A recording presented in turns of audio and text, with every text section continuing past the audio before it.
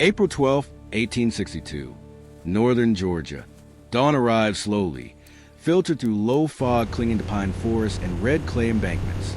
A thin layer of mist hangs over the Western and Atlantic Railroad, settling against iron rails that glisten faintly in the early light. At Big Shanty Station, the world is momentarily still. Soldiers eat breakfast nearby. Steam drifts upward from a locomotive resting on the track, its metal body warm, alive, quietly breathing. The smell of coal smoke lingers in the cool air. Wood creaks. Iron ticks as it cools and expands. The train was never meant to move without orders. It was never meant to vanish. Railroads were the arteries of a divided nation, carrying food, weapons, men, and messages across hundreds of miles. To lose control, one was to feel the war slip, even briefly, out of human hands. In the calm of that morning, no alarm sounded. No shots were fired. Yet, within minutes, something unthinkable would occur, an act that would expose how fragile control truly was, and how modern this war had already become. To understand how a single locomotive could shock an entire nation, the story must begin with why the rails mattered at all. By the spring of 1862, the American Civil War had entered a phase of dangerous acceleration.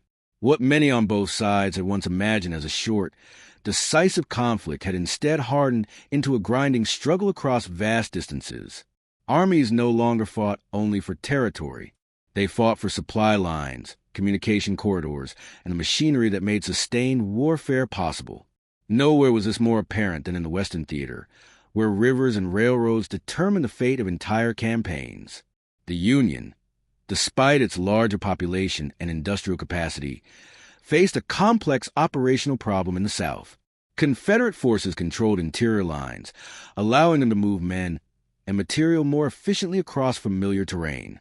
Southern rail networks, though fewer in number than those of the North, were strategically placed, forming vital links between agricultural regions, manufacturing centers, and frontline armies. Destroying those links promised disruption far beyond what battlefield victories alone could achieve. By early April, Major General Don Carlos Buell commanded Union forces pressing southward through Tennessee. His objective was Chattanooga, a city of immense strategic value. Situated where rail lines converged and where the Tennessee River cut through the Appalachian foothills, Chattanooga served as a logistical gateway between the Deep South and Confederate heartland. As long as it remained securely connected to Atlanta by rail, Confederate armies in the West could be reinforced, resupplied, and repositioned with alarming speed. Atlanta, still years away from becoming a symbol of total war, was already an industrial and transportation hub. The Western and Atlantic Railroad stretched from Atlanta north to Chattanooga, threading through mountains, forests, and small towns. Along its tracks moved food from Georgia's farms, ammunition from workshops, and orders from Richmond. Each mile of rail represented control. Each locomotive represented power. Union leadership understood this reality with increasing clarity. Traditional advances risked heavy casualties and slow progress against entrenched defenses. A direct assault on Chattanooga would be costly and uncertain. But if the rail line connecting it to Atlanta could be severed, if bridges could be burned, tracks twisted, and communications broken, the city might fall not through force, but isolation. The idea was both bold and unsettling. It required sending men deep behind enemy lines without the protection of an army. They would operate not as soldiers in formation, but as saboteurs moving along the very infrastructure that sustained the Confederate war effort. Success would depend on timing, precision, and the assumption that the enemy could not respond quickly enough. In Washington and in Union camps across Tennessee, the war was increasingly understood as a contest of systems rather than singular battles. Railroads had become targets as important as forts. Industrial capacity had become a weapon. And the men who planned operations began to think less in terms of lines on a map and more in terms of flow, of coal, iron, food, and men. This shift marked a quiet transformation in military thinking. Warfare was no longer confined to the clash of armies in open fields. It now reached into stations, depots, and rail yards. It reached into the rhythm of daily life. And it set the stage for a mission that would test how far that new reality could be pushed. That mission would begin not with cannon fire, but with a train already warmed, already waiting, already part of the enemy's routine. The Western and Atlantic Railroad was not merely a line on a map. It was a carefully maintained lifeline, guarded as much by routine as by force. Running 138 miles between Atlanta and Chattanooga, it cut through territory firmly under Confederate control.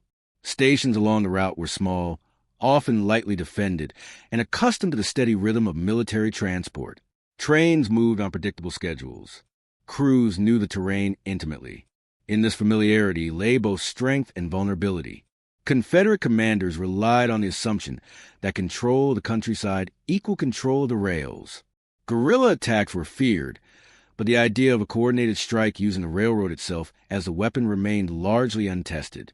Bridges, especially those spanning rivers and deep ravines, were considered secure simply because reaching them required penetrating deep into hostile territory.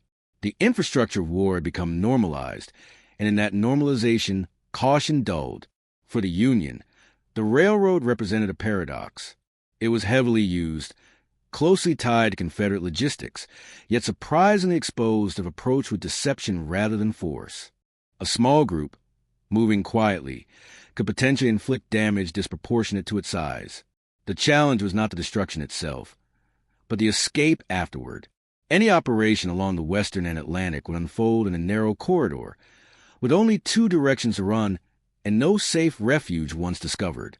The man who proposed exploiting this weakness was civilian scout James J. Andrews. He was not a general nor a celebrated officer, but a skilled operative familiar with Southern railways and the habits of their crews. Andrews understood that railroads ran on trust, on uniforms, schedules, and the assumption that trains belonged where they were. His plan hinged on blending into that trust, riding the rails as if he belonged to them. The operation required volunteers willing to cross into enemy territory in disguise, fully aware that capture would mean execution as spies. 24 men were selected, most of them soldiers from Ohio regiments, chosen for their disciplined mechanical aptitude and willingness to accept extraordinary risk. They traveled in small groups, dressed as civilians, slipping south through Confederate lines and converging near Big Shanty, Georgia. Big Shanty was chosen precisely because it lacked defenses. There was no telegraph office there, no garrison station to guard the track. The only protection was habit. Trains stopped for breakfast. Crews relaxed. Soldiers nearby assumed the rails were secure. The plan depended on that pause, that brief moment when vigilance gave way to routine. The objective was simple in concept and perilous in execution. See the locomotive, head north toward Chattanooga, and systematically destroy track, bridges, and telegraph lines along the way. If successful, Confederate reinforcements would be delayed for days, perhaps weeks. Union forces advancing in Tennessee would face weakened opposition. The war in the West could tilt decisively, but the plan also revealed how war had changed. This was not a charge across open ground or a clash of formations. It was an operation aimed at the nervous system of a nation at war. Steel rails, wooden ties, iron bridges, and the steady sound of steam engines had become as important as rifles and artillery. What the raiders expected was speed, confusion, and distance. What they would encounter instead was something entirely different. A relentless pursuit that turned the railroad itself into a battlefield. That pursuit would define the next phase of the story. The human dimension of the mission rested on a fragile balance between confidence and dread. The men selected understood the stakes with unsettling clarity. They were not marching under flags or advancing with supporting units on either flank. Once the operation began, they would exist entirely on their own, moving through hostile territory in plain sight. Many believed the disguise itself would be enough, that a calm demeanor, a civilian coat, and familiarity with rail procedures could carry them past danger. What they underestimated was how thin the line was between blending in and being exposed. From a tactical perspective, the plan relied on momentum. Speed would create safety. Every mile gained northward increased the distance between the raiders and organized Confederate response. Telegraph wires, once cut, would delay alarms. Damaged track would slow pursuit. Burning bridges would force detours that might buy crucial hours.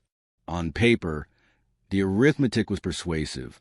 A small team, acting decisively, could disrupt an entire theater of war. Technology played an equally central role. Locomotives in 1862 were complex machines requiring skill and constant attention. They consumed wood and water at regular intervals, binding them to depots and supply points. Their power was immense, but not limitless. Every decision, how fast to run, where to stop, what damage to attempt, was constrained by the physical demands of steam. The raiders believed they could outpace any response by staying ahead of the curve, using the very efficiency of the railroad against itself. Leadership within the operation was informal, but crucial. Andrews coordinated movement and timing, while men with railroad experience took responsibility for the engine and cars. There were no formal ranks once the train was taken. Authority flowed from expertise. This reflected a broader transformation in warfare, where technical skill increasingly rivaled traditional command structures in importance. On the Confederate side, assumptions shaped vulnerability.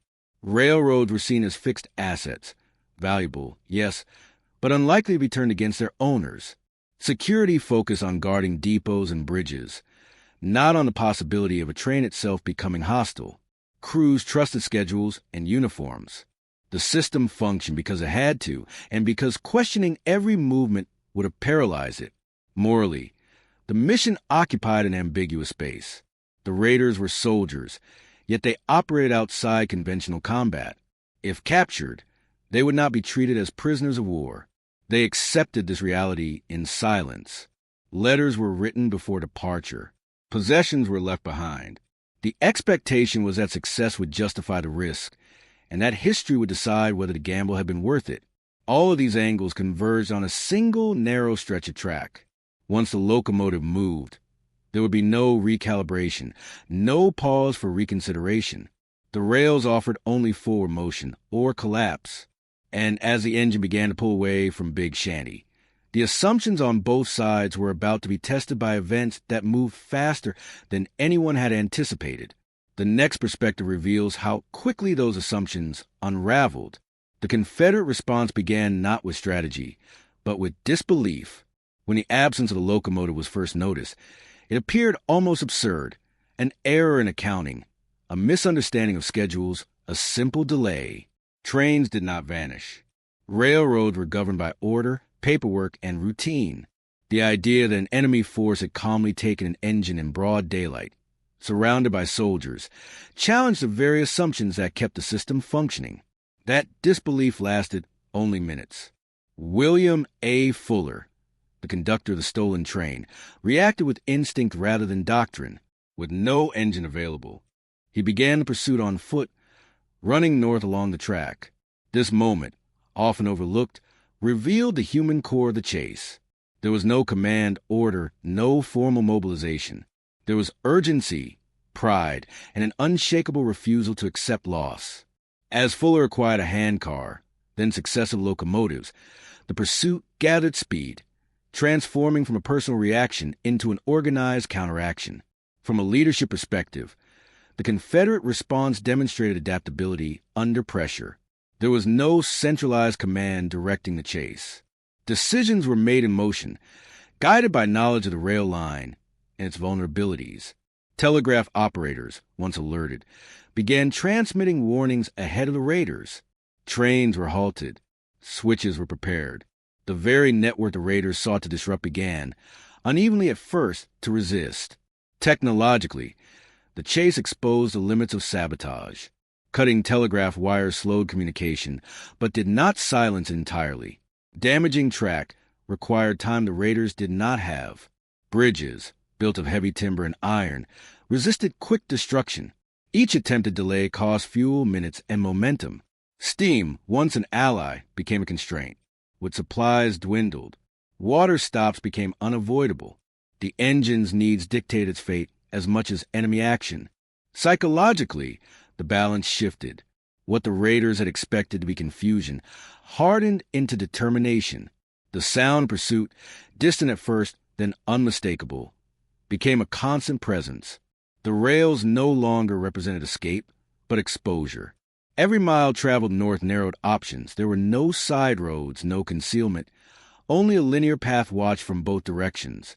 The moral dimension deepened as capture became a possibility rather than an abstraction. Disguises that provided access now offered no protection. The men were no longer saboteurs executing a plan. They were fugitives measured against the unforgiving physics of steam and iron. The railroad, once a symbol of control and opportunity, had turned into a corridor of inevitability. This convergence of human will, technological limitation, and systemic response drove the story toward its turning point. The chase was no longer about a stolen engine. It was about whether modern infrastructure could be defended as fiercely as it was exploited. That question would be answered not gradually, but in a sequence of moments where exhaustion, mechanical failure, and relentless pursuit finally closed the distance. By late morning, the chase had become a contest measured in minutes rather than miles. The stolen locomotive, now running hard toward Chattanooga, labored under growing strain. Each stop to cut wire or damage track reduced a margin for escape. The engine's firebox demanded constant feeding, consuming wood faster than planned. Rain earlier in the day had dampened fuel, lowering efficiency and forcing longer stops. What had been calculated as a swift disruption was unfolding as a prolonged race against the limits of steam. The raiders attempted to sabotage the line as they moved, prying up rails and dropping ties behind them. The destruction was real, but incomplete. Rails bent, but not always broken. Ties burned, but did not always collapse the track. The urgency of pursuit denied the careful demolition required for lasting damage. The railroad absorbed the blows and continued to function, scarred but not disabled. Behind them, Fuller and his improvised force closed the gap, switching from one locomotive to another. They adapted with remarkable speed. Engines were run in reverse, pushed beyond standard operating limits, driven by a determination that replaced formal orders. Telegraph warnings now preceded the raiders, allowing Confederate personnel ahead to prepare sidings and clear tracks. The advantage of surprise had evaporated. As the stolen train passed through towns and stations, reactions shifted from confusion to alarm. Civilians watched as the engine thundered past without schedule or explanation. Soldiers were alerted. The sound of pursuit became unmistakable, a distant echo growing steadily louder. The railroad corridor, once quiet and predictable, was alive with motion and tension. Mechanical failure began to shape events. The raiders' locomotive, strained by speed and neglect, showed signs of fatigue. Steam pressure fluctuated. Fuel reserves dwindled. Water stops grew more frequent and more dangerous. Each pause allowed the pursuers to draw closer. The arithmetic of escape grew brutal and unforgiving. The turning point approached not as a single dramatic moment, but as an accumulation of small losses, minutes surrendered, opportunities missed, assumptions undone. The men aboard the stolen train understood now that they were no longer dictating the pace. They were reacting, improvising, and hoping for a margin that no longer existed.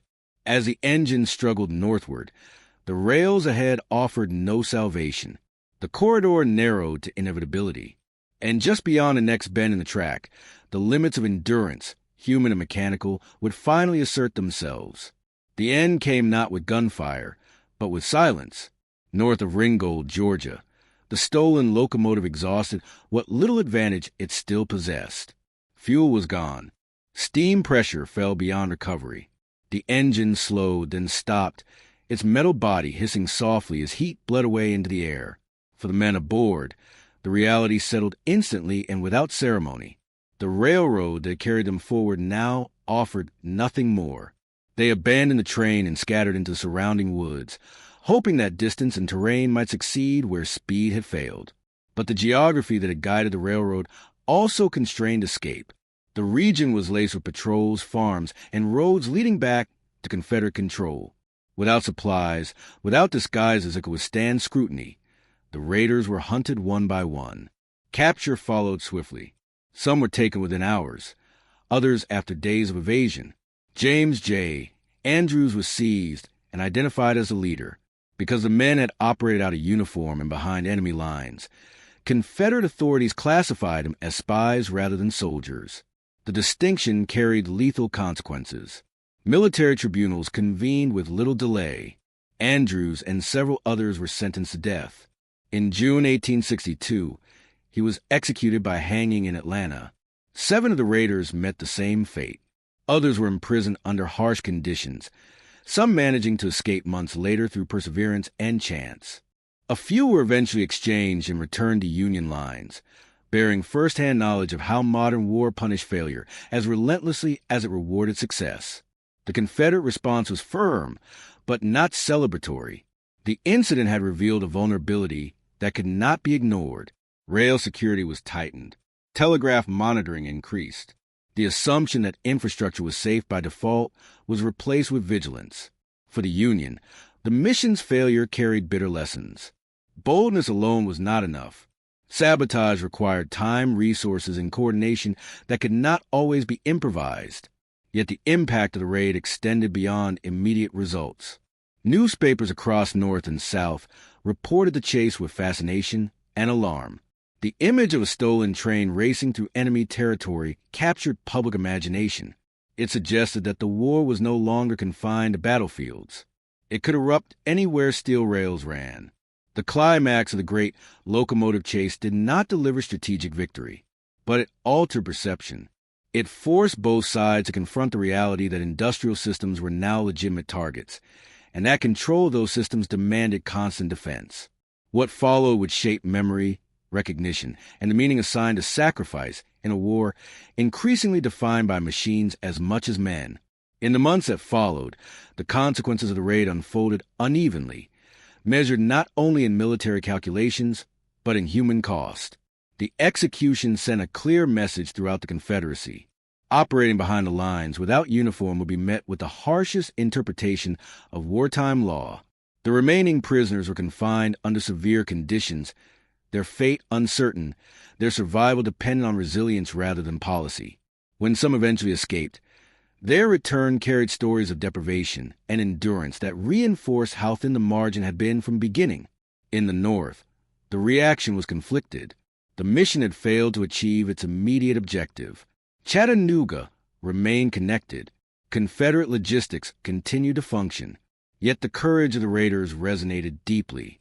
Reports emphasized the audacity of the attempt and the relentless pursuit it provoked. The image of men willing to risk execution to disrupt the enemy's war machine struck a powerful chord in a society still grappling with the war's expanding scale. The federal government faced a dilemma. Official recognition risked legitimizing an operation that, by strict interpretation, violated the conventions of war. At the same time, ignoring the sacrifice threatened morale and undermined the emerging understanding that unconventional operations were now part of modern conflict. The resolution came in the form of recognition without precedent. In 1863, several surviving participants became the first recipients of the Medal of Honor, an award created during the war itself to acknowledge extraordinary bravery. This act of recognition carried symbolic weight. It suggested that valor was no longer confined to battlefield charges or defensive stands. It could also be found in calculated risk, technical skill, and willingness to operate within the dangerous gray spaces of warfare.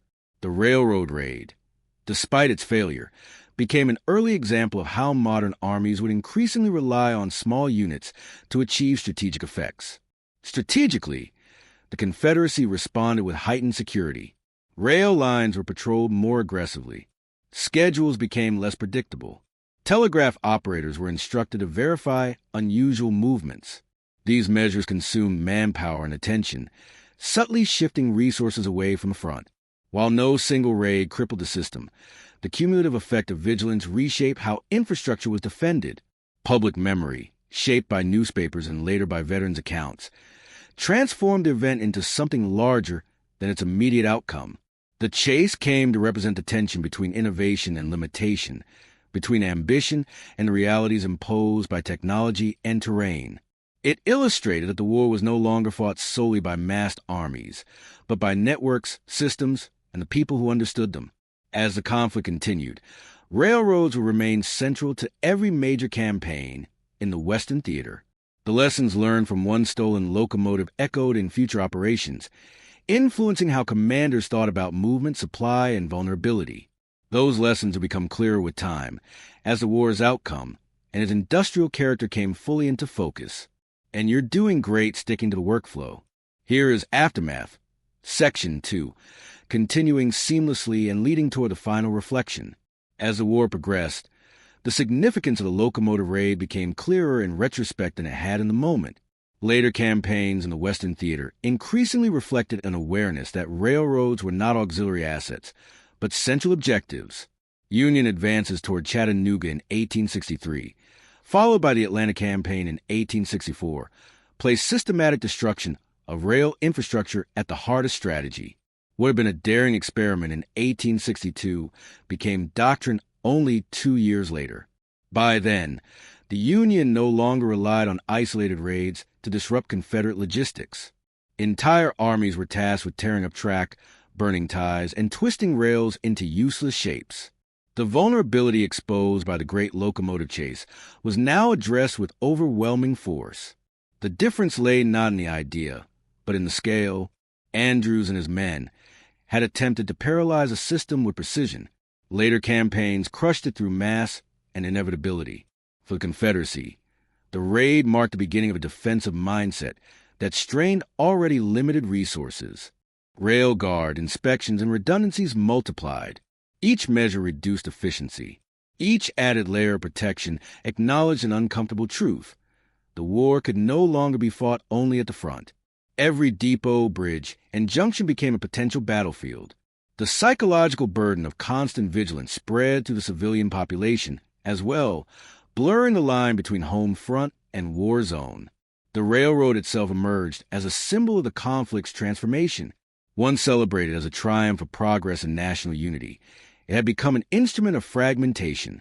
Steel tracks bound regions together, but they also dictated where armies could move, where supplies could flow, and where violence would concentrate. Control of the rails increasingly meant control of time, distance, and survival. Recognition of the raiders through the Medal of Honor further institutionalized this shift. The award linked personal courage to systemic impact.